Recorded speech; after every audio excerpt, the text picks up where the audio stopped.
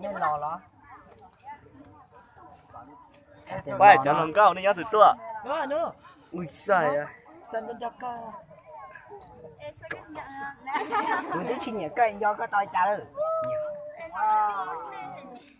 Nên vậy cũng do chị Tam bảo vậy cũng cho cũng không nhiều bán trôi. Cái gì thật lắm à. Dòng tệ hả? Phải ý.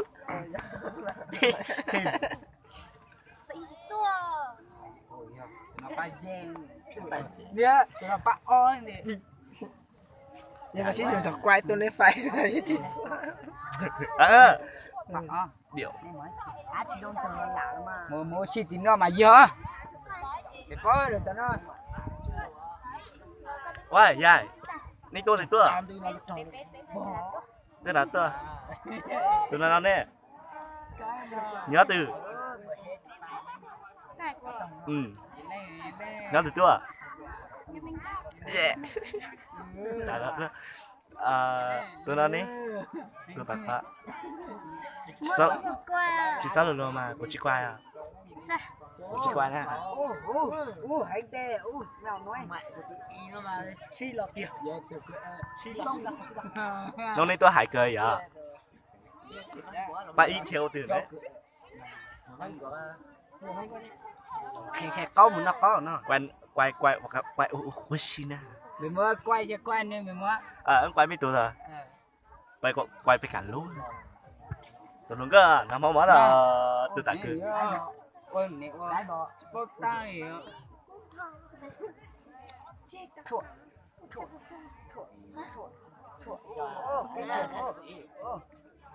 Có tôi vậy. Cái gì kéo cho con. Chị kéo cho con. Thì mấy tuổi rồi. Các làm bê chả. Hơn nữa vậy à? Hơn xí là hơn nữa. Xí ha, bạn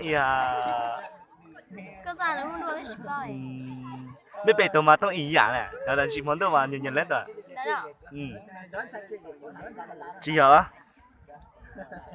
Chị hiểu đó? Chị hiểu đó? Hiểu gì hả? Chị hiểu đó? Vì sao? Những nhà đọc bát tư này, đồ tao nói à. Tôi bảo cái này không biết từ mà.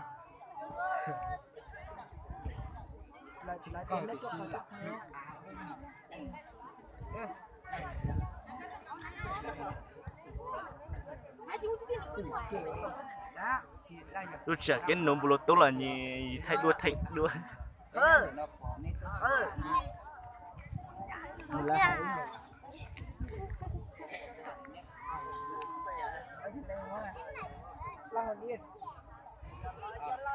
Kéo.